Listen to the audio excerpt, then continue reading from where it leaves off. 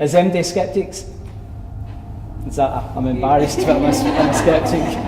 Was that just a finger? Cause you, yeah. I'm not putting you in the spot here, but what do you mean by the word skeptic? I feel like there's an explanation for everything. Mm-hmm. Something goes bump in the night, it's the vibes, or it's, there's a rational explanation for things. Okay, but the rational explanation might be it's spirit, because that's as rational as anything else. This is what I hear every day as well. But you see, the thing is that you believe obviously in all this stuff. For someone that really helps. Yeah, exactly. But our explanations of things are just different. Yeah, no, I'm not picking on you because you're pretty spot on with what I was looking for. A proper skeptic is someone that questions. Okay, I was hoping that you would say something like that rather than I think it's all rubbish, because that's a non-believer. And a non-believer and a skeptic, they're two different things. And a lot of people think, oh, a skeptic is somebody that doesn't believe. You've got a skeptic on a ghost hunt, everything's going to be pants because they just don't believe. That's a non-believer, and everything will be pants because they drag everything down. But a skeptic is just someone that, even though I'm a medium, I'm a skeptic, and by that I just mean that if something happens halfway through a vigil, I won't straight away start shouting, oh, it's proof that there's spirits and there's ghosts, and I would say, let's go and check out if maybe something's moved. Is it not so much in here, but if it's a curtain or something, is it because the window's slightly opened? Is there a crack in the window? If it's a floorboard moving, is it because somebody on the other end of the floorboard's moving and it's loose? But I think doing stuff like that is where the enjoyment comes in, because probably when you're doing a ghost hunt, when you get to the next morning, you'll probably think 96% of the stuff that happens, it could possibly be something else. It doesn't mean it was something else, but you maybe get there thinking that could possibly be that. But what you'll find out, there'll probably about 2 or 3% of stuff that will happen, and you'll think, I have not got a clue how that happened. And it's that 2 or 3%, that's what gets you buzzing, because that's when you get hooked, because you think, you wake up the next day and you still can't figure a reason for it. And that's when you get hooked, because maybe if this is your first ghost hunt here, it's tunnels and it's pitch black. You'll then get home and you'll think, I want to do a mansion, I want to do a castle, I want to do... And for the guys that's done ghost hunts before, you'll probably agree, it ends up almost like when you're a kid and you used to collect the football stickers, and you're sitting to other people, you're swapping places you've done, because it ends up a passion, because the more stuff happens. So, is anybody here class himself as sensitive or a medium, or are you waving? Are you medium, sensitive? Sensitive. Okay. What kind of things happen? Sometimes I hear things and see things, but okay. I try not to. It scares me. Okay. Yeah, I tend to have dreams that kind of, in a way, come true. Yeah, I know what you mean. Yeah, not Yeah. I'm going to win the lottery or anything like that. No, that that'd would be nice, wouldn't it? No, that's a really good sort of example, because a lot of people that are sensitive, but they're not trained enough or advanced enough where they can do it well sort of when they're awake. And a lot of the time when that happens, spirit will communicate when you're sleeping. And again, it's like going back to the meditation thing. It's you're at that point where you're more psychic, and it's why a lot of people, maybe your gran dies, okay, and maybe a week after gran's dead, you have a dream, and she comes, maybe nothing sort of happens in it which makes you think, oh my God, she just told me the lottery numbers. But there'll be something, you'll wake up, and the difference between that and an ordinary dream is everything will be so vivid. You'll remember everything, the way she looked, the way she smelled. Are you waving at me now? Do you not just think that maybe that's just your mind's own way of trying to comfort yourself? Yeah, which is why I say it's different from a normal dream. Because when you're just comforting yourself, you'll wake up. You think about a dream, when you wake up, unless you've got a fantastic dream memory, but me, I'll maybe sort of remember my dream, and then I'll get down to tell somebody downstairs, and I forgot most of it. And then what happens is, you only maybe remember 2 or 3 things, but what happens, the way the human mind works, you put that together and you make it something that the dream wasn't.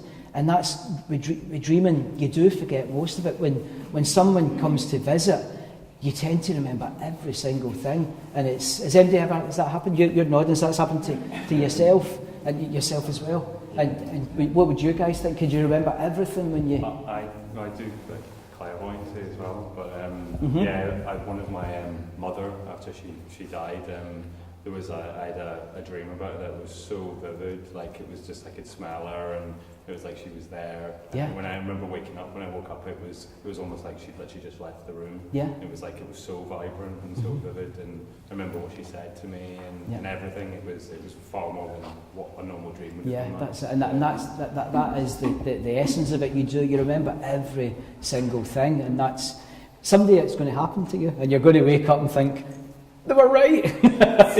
I'm not a skeptic. You're saying about your body performing miracles every day. Yeah. You just don't know what your own brain's capable of sometimes. Of course you don't. Of course you don't. But a lot of the time, you come to a place like this and you think, like I read up about it before I came and all the deaths that have happened here and stuff. So you get yourself into that mindset of thinking it is haunted or there's something there, and then every little noise then becomes something otherworldly. And it's a good point to make. But what you need to remember, there'll be other people around about you who've done a few ghost hunts before. You've got the team here who are experienced. They're not going to say every little thing. Oh, it's a ghost. It's a ghost. They'll say, well, it could be this. But that's the beauty of doing a paranormal investigation. It's not all about seeing an apparition coming towards you. It's about what you were just saying. Is it possibly because I've read up about it and I know that this bit's supposed to be haunted? It might be, but it might not be. And that's part of the beauty of it. It's trying to just go through and challenge yourself. But is that you wanting to do a lone vigil just to prove to yourself that you are not a believer? I don't know about You're not that much a skeptic. Okay, but no. So I understand totally where you're coming from, and it's a nice, healthy attitude to have, as long as you don't go too much towards the disbeliever side, because that's when you've wasted your money and you're walk exactly. And so you've got a good attitude, and that's the thing. It's experiencing everything, taking everything with an open mind. You might get to the end of the night and then think, I'm still a skeptic. Or you might get to the end of the night and think, oh my God, I said I was a skeptic and I was the one that screamed every 2 minutes. Because that happens, because spirit tend to pick on that person. But no. So we've got a few people that are sensitive, clairvoyant, and that's good. What would ask the people that aren't as well, the people that are, without a doubt, let us know if you're picking anything up, if you're seeing anything. But even the people that believe they're not sensitive, they're not clairvoyant, anything at all, what you'll probably find, because we're doing what we're doing, we're raising the energy around about us, and you'll find that people that aren't, that don't class themselves as being sensitive or medium or anything, you might find that an image comes into your head all of a sudden. The image might just be your imagination, but it's always nice if that happens just to say to one of the team, because what you might find when it gets interesting is, for example, you get a particular image which isn't just a sort of vague, I mean, it's something that's quite substantial. Then if the other group are in this same bit, and if somebody gets the same sort of image or a name, or even if it's just emotions, you might feel sort of sad, angry, laughing. There might be something that's particularly overriding everything else. And if that happens, please tell us that as well, because it gets interesting when it's happening to the same people.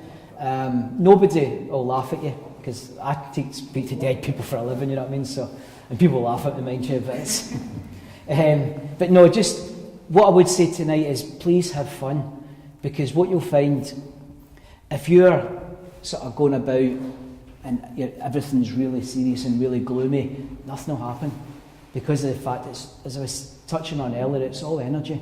And I'm not saying have a party, but what I'm saying is if you feel that you get fit the giggles, don't feel you can't giggle, because there might be something else making that happen. It might just be because your first ghost hunt, you're shitting your pants. You know what I mean? It's okay. It's okay. But again, it's letting yourself relax, breaking the ice, you've probably guessed by now that I'm a bit of a piss taker, and I apologise for that now, but I grew up in Glasgow, so it sort of comes with the territory.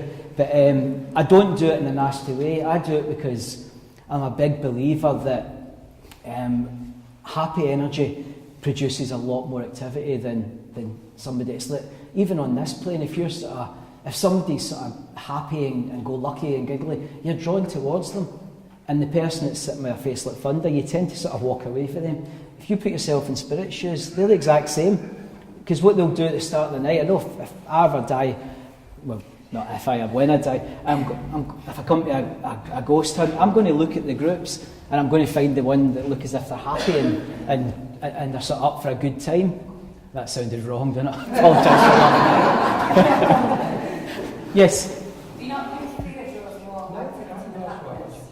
Fear? Yeah. Fear can draw activity as well, as long as... I think it's a finely balanced sword, because I think if you're too frightened, it sort of makes nothing happen. So, but I know what you're getting at, and I think without a doubt you're wanting that balance. That's why I was saying don't have a party, because it's not all... It's getting that happy balance between everything. But yeah, of course you want to be scared, or it'd be a waste of your money. So, but yeah, no, I see exactly what you're saying with that. I think that's everything. Just as I was saying, just have fun tonight. Even if you're not a sensitive, if things come into your head, please just tell everybody. And if you want to be sort of question everything, that's brilliant as well. Everybody just have a good time. That sounded very patronising, didn't it? I do apologise. But no, just have fun tonight. And I think that's probably everything that I wanted to say to you.